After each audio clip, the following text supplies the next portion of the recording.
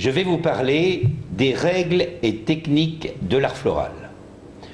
Je vais tout d'abord commencer par vous parler de la règle d'or ou l'esthétique des proportions. La règle d'or est une loi tout à fait naturelle qu'on a découverte dans la nature. Elle a d'abord été découverte par Vitruve, un architecte romain, qui a d'ailleurs utilisé dans toutes ses constructions la règle d'or. Il a découvert que la règle d'or était sur l'être humain en proportionné, c'est-à-dire que le nombril chez l'être humain, c'est l'axe qui a permis de découvrir justement ces proportions. En observant, Vitruve a constaté que la partie inférieure du corps, à partir du nombril, correspondait au 5/8 de la hauteur du corps, sans bien sûr compter la tête qui, elle, représente 1/8. Ces proportions sont naturelles et on va découvrir qu'elles sont aussi bien apparentes chez l'être humain que dans les végétaux ou dans plein de choses complètement différentes que l'on ignore et que l'on va peut-être découvrir aujourd'hui. On va commencer par parler de choses tout à fait classiques, c'est-à-dire que tous les jours, tout individu est sensible à la règle d'or. Je vais tout simplement vous expliquer l'application toute simple. On va considérer que nous avons ici un mur sur lequel nous devons placer un tableau. Un tableau pour décorer simplement ce mur. On veut mettre simplement un élément. Ce tableau, chose bizarre, on peut demander à n'importe quel individu à quel endroit pouvons-nous placer ce tableau. On peut mettre un groupe de gens devant nous et on va placer ce tableau. On va dire, est-ce que je dois les mettre un peu plus haut, un peu plus bas, un peu plus à gauche, un peu plus à droite? Tout le monde sera absolument d'accord sur l'endroit où l'on doit placer ce tableau. Eh bien, on va constater simplement une chose, c'est que là, on va retrouver la même chose que dans le corps humain, comme j'expliquais il y a un instant. On va retrouver des proportions à partir de l'axe de notre tableau et le niveau du sol, le plafond.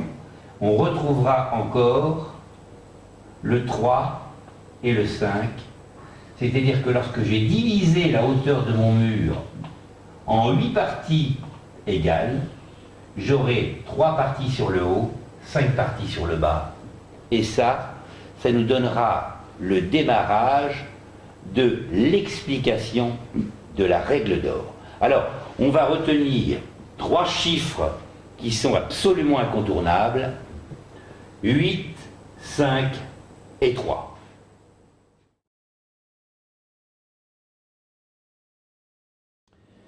Nous avons parlé déjà de la règle d'or d'une façon extrêmement simple. Maintenant, nous allons voir que la règle d'or est une division constante. On va le découvrir notamment sur le membre supérieur. Le membre supérieur est composé de 3 parties essentielles, le bras, l'avant-bras et la main. Lorsqu'on divise en 8 parties égales le membre supérieur, on va découvrir que le bras représente les 3/8 de la longueur du membre. Le reste, bien sûr, les 5/8. On découvre donc encore la règle d'or. Et puis, lorsqu'on redivise la deuxième partie, c'est-à-dire l'avant-bras et la main, en 8 parties égales, la main représentera les 3/8 de l'ensemble. Lorsque la main est redivisée en 8 parties, on aura 5 parties pour le plat de la main et 3 parties pour les doigts, et ainsi de suite. La règle d'or est donc une division constante.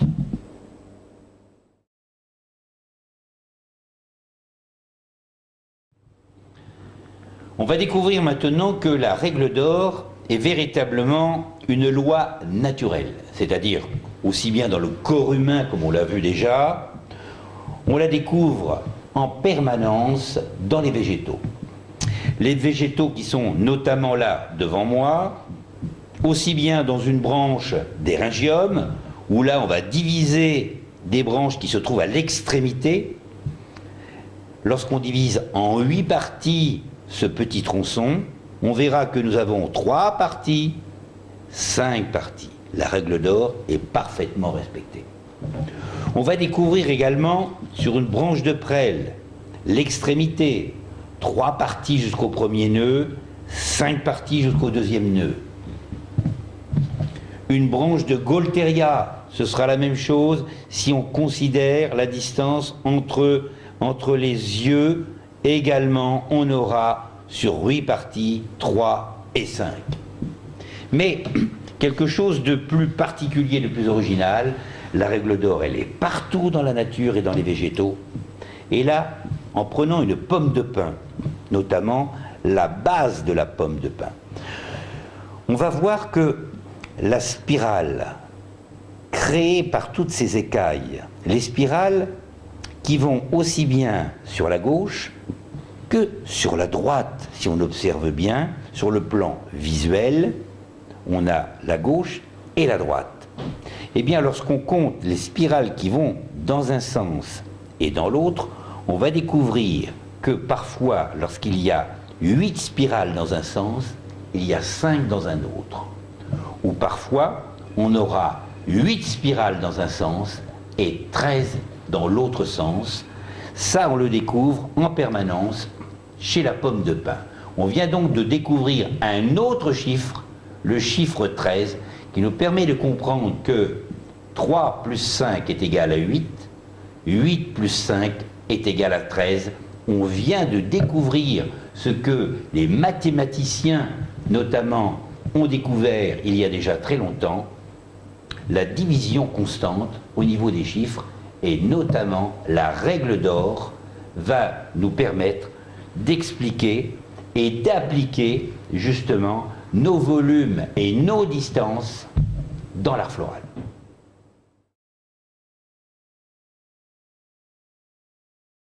Nous allons voir maintenant les applications fleuristiques de la règle d'or.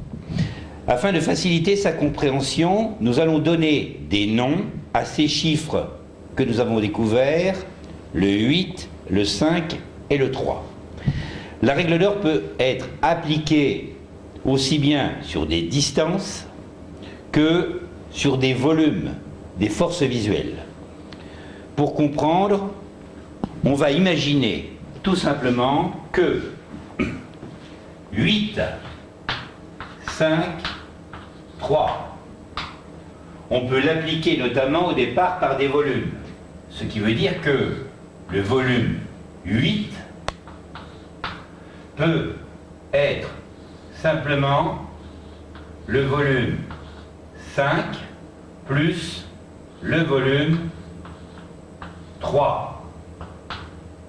C'est-à-dire que 8 est égal à 5 plus 3. On va leur donner simplement un nom.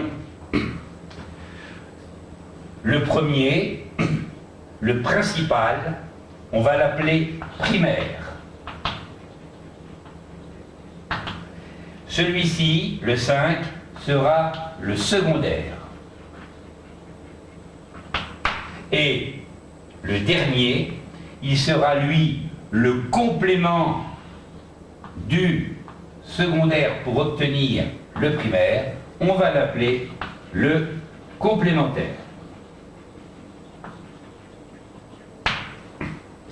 Primaire, secondaire, complémentaire. Le primaire est égal au secondaire plus le complémentaire. Aussi bien dans les volumes que dans les distances. C'est-à-dire que si j'avais à placer des éléments entre eux sur une distance x, lorsque je divise en 8 parties égales une distance, quelle qu'elle soit, je sais que je pourrais trouver mon équilibre, mais asymétrique, 5, 3, pour avoir un total, on a dit, de 8. 8 qu'on appelle là aussi le primaire, composé de cette distance secondaire et complémentaire. Voilà sur quoi on va développer et appliquer la règle d'or.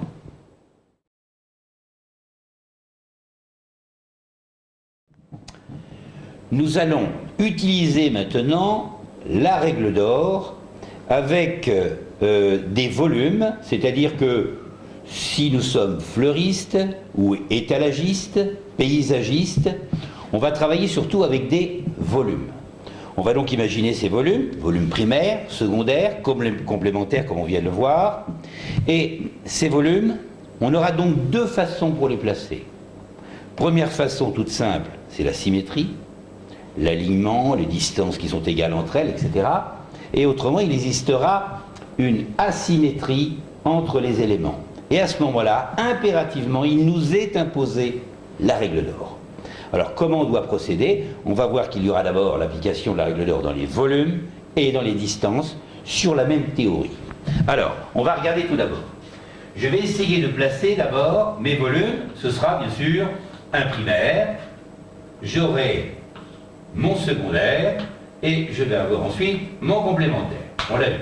Donc, on va toujours remettre ce chiffre, là pour l'instant qui est complètement théorique, le 853. Lorsque je veux disposer des volumes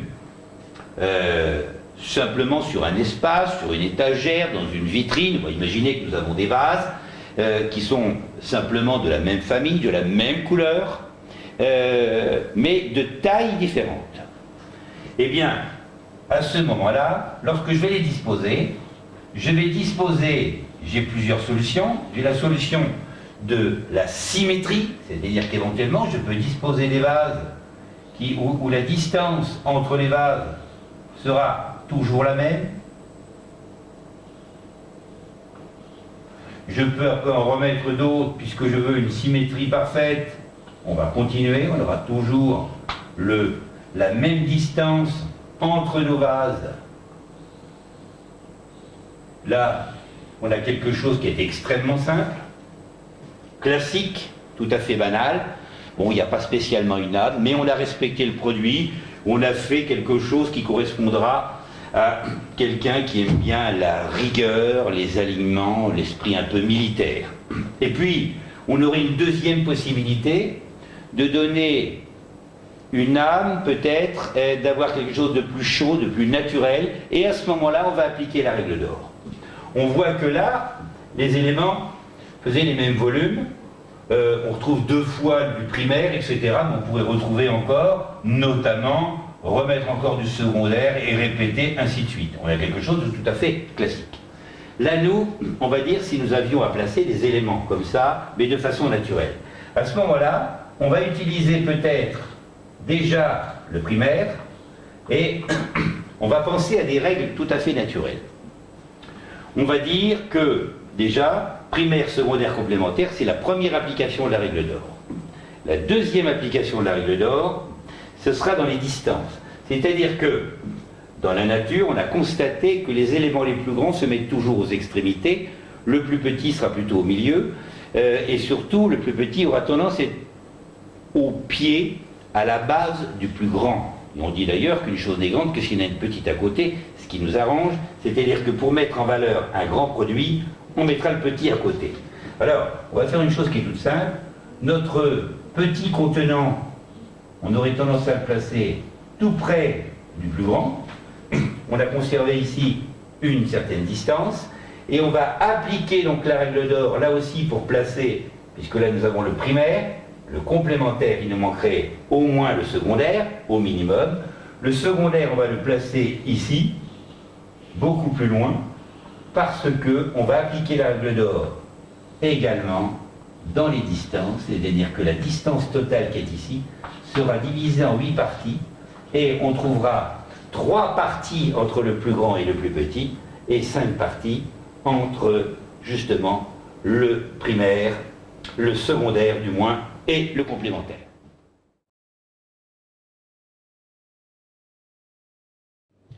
Nous avons vu la disposition des volumes de façon symétrique et asymétrique.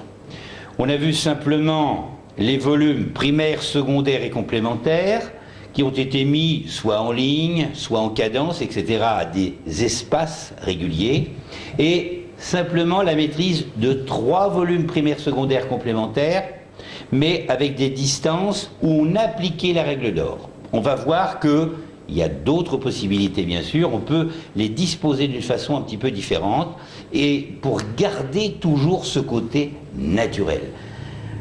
La règle d'or est une loi naturelle, donc si nous l'appliquons, on ne reproduit pas, mais on symbolise la nature. Comment nous allons faire? Je reproduis la première possibilité que nous avons vue tout à l'heure, c'est-à-dire que le primaire, le complémentaire et le secondaire étaient disposés de cette façon. On peut imaginer, bien sûr, que ces 3 volumes sont des plantes, simplement dans une jardinière. On imaginerait une jardinière avec des plantes disposées de cette façon, où là j'aurais appliqué la règle d'or, tout simplement, et là c'est tout à fait la nature qui est respectée quelque part. Et alors, la deuxième possibilité consisterait à placer le primaire un peu plus au milieu. J'irai placer mon complémentaire de l'autre côté.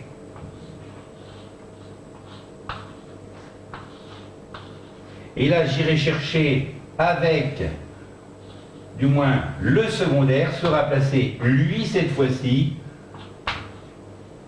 beaucoup plus loin.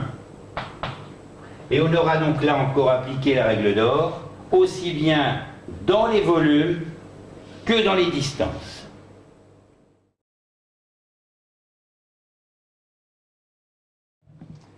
Avant de développer beaucoup plus la règle d'or, nous allons essayer de comprendre au départ les formes de base essentielles et incontournables des compositions florales aujourd'hui. Toute composition florale s'inscrit dans une forme géométrique de base, c'est-à-dire que nous avons d'abord la forme triangulaire. La forme triangulaire, ensuite la forme du rond, du cercle, et nous avons ensuite la troisième forme, c'est le quadrilatère. Bon, ces 3 formes-là sont indispensables dans l'art floral. On sait que chaque composition florale qu'on va réaliser sera faite à partir de cette forme géométrique, c'est ou une forme, ou voire plusieurs formes associées. On va prendre un exemple. Si je fais une composition conique, elle aura tendance à avoir ce triangle. Si je fais un bouquet rond, il sera rond vu sur le dessus, et il sera la moitié d'un rond vu sur le côté. Si je fais un bouquet de mariée par exemple, il peut éventuellement s'inscrire dans un demi-rond au-dessus de la main de la mariée et avoir des chutes qui s'inscrivent à l'intérieur d'un triangle. Donc, toutes les compositions florales seront toujours inscrites dans une forme géométrique.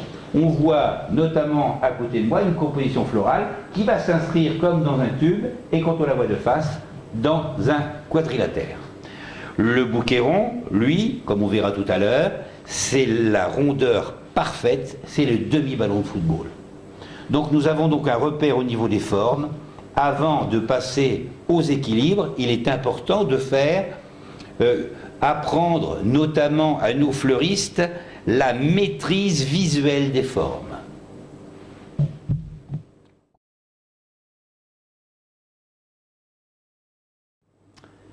Après l'étude des formes, des différentes formes que l'on trouve dans les compositions florales et les bouquets, on va voir l'application de la règle d'or dans les proportions suivant les formes géométriques de base. On a vu qu'on pouvait utiliser donc le cercle, le rond, le quadrilatère, le triangle. Eh bien, on va voir qu'il y a des proportions à respecter dans ces compositions, dans ces formes, en appliquant la règle d'or, ça paraît extrêmement simple.